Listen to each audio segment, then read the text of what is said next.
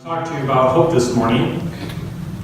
So I want to put out a little memory cues on things that have been hoped for and have happened already. 1876. There you go.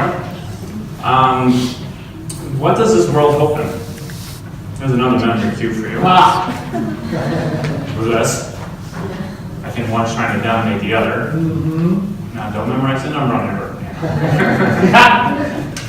It's a dollar bill, a credit card. A lot of people hope in that. A lot of people have hoped that the Cubs would win the World Series, and they waited a long time for that.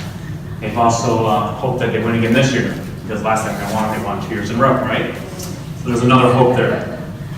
We hope for many things, and some things we hope for have come to fruition, and some things that we hope for have not yet come to be.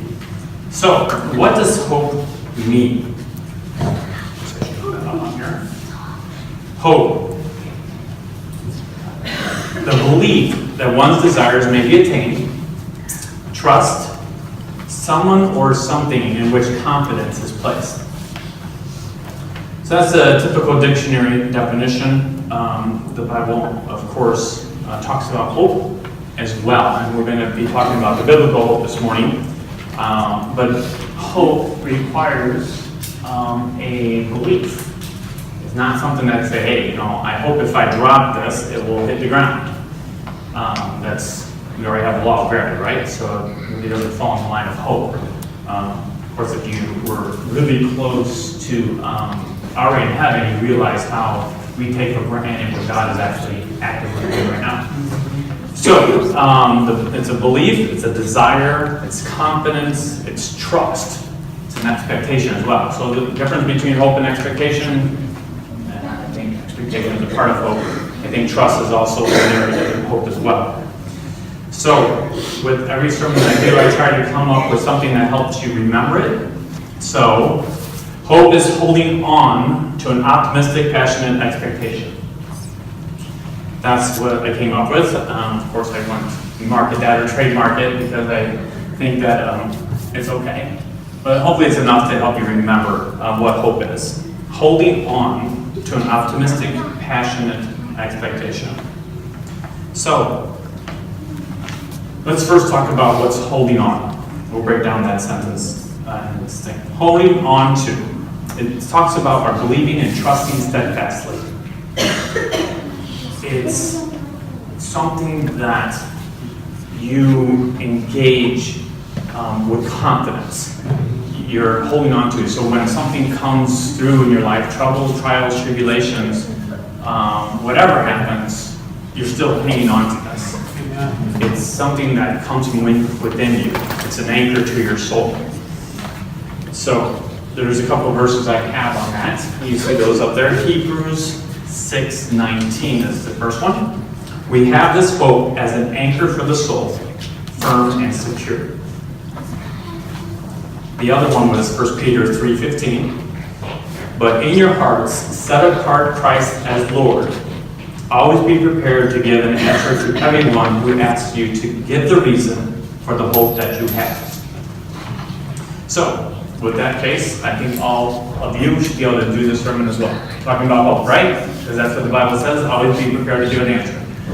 And hopefully, I'm not going to give you an exhaustive teaching on hope, because we don't have hours and days and weeks and months for that. But I will give you enough to rightly divide the word of truth. Hopefully. Now, with hope being a confidence, there's no doubt in this. We often say, I hope I get to work on time. There's some doubt there, correct? That's really not the type of hope I'm talking about. This one is there's a belief, there's a trust, and it's steadfast. It will not waver with circumstances. It will not change depending on what happens to us or those in the future.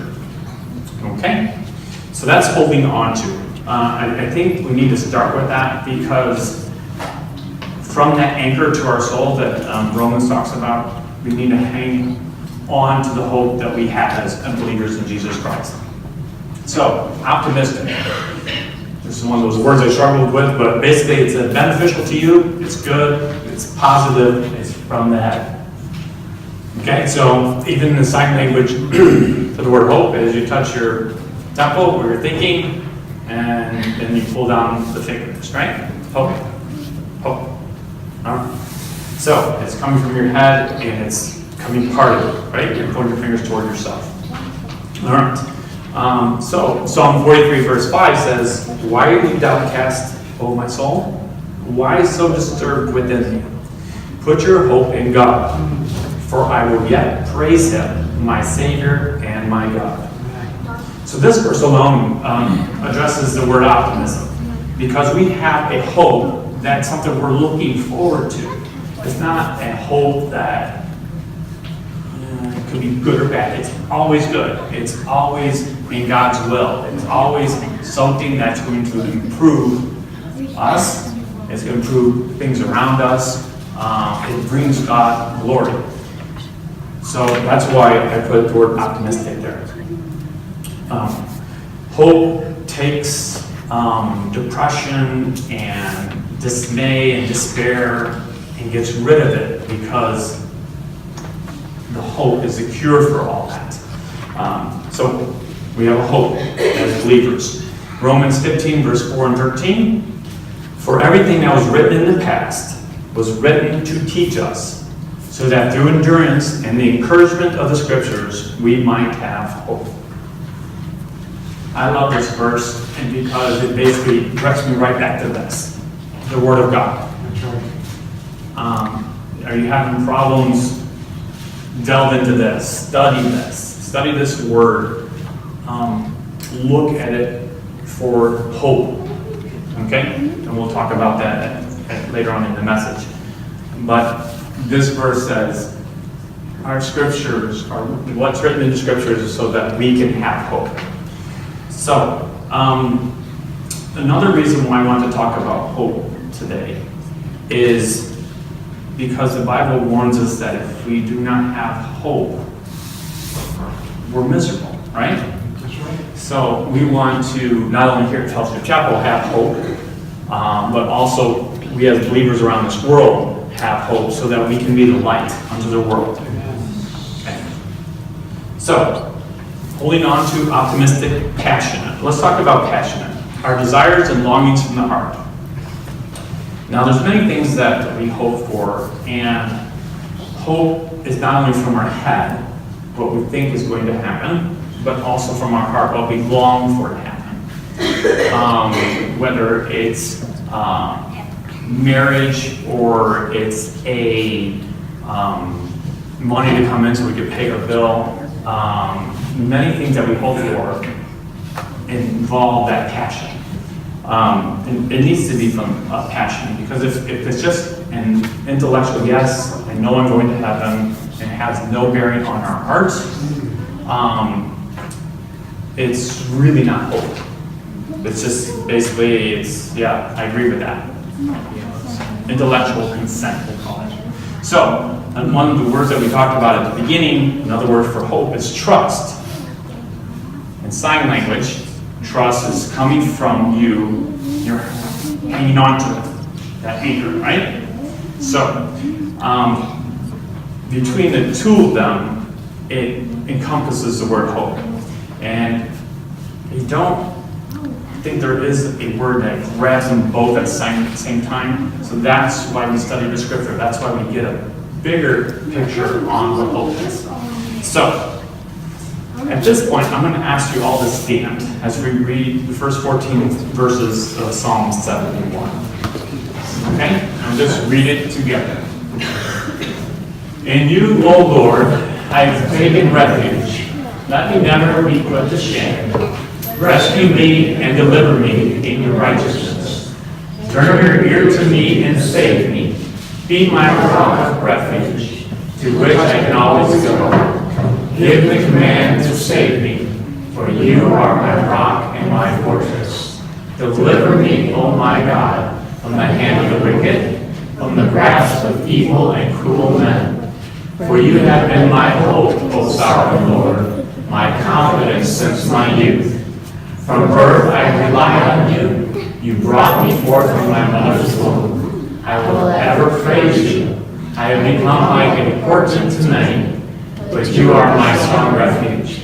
My mouth is filled with your praise, declaring your splendor all day long. Do not cast me away when I am old. Do not forsake me when my strength is gone. For my enemies speak against me. Those who wait to kill me conspire together. They say, God has forsaken him. Pursue him and seize him, for no one will rescue him. Be not far from me, O God. Come quickly, O my God, to help me. May my accusers perish in shame. May those who want to harm me be covered with scorn and disgrace. But as for me, I will always have hope. I will praise you more and more.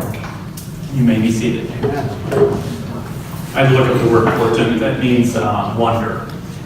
For those who do not know what that means, of course, there's some debate whether that's a good wonder or a bad wonder. There's omen or wow, that's wonder. But anyway, the point is that we're not hoping in ourselves.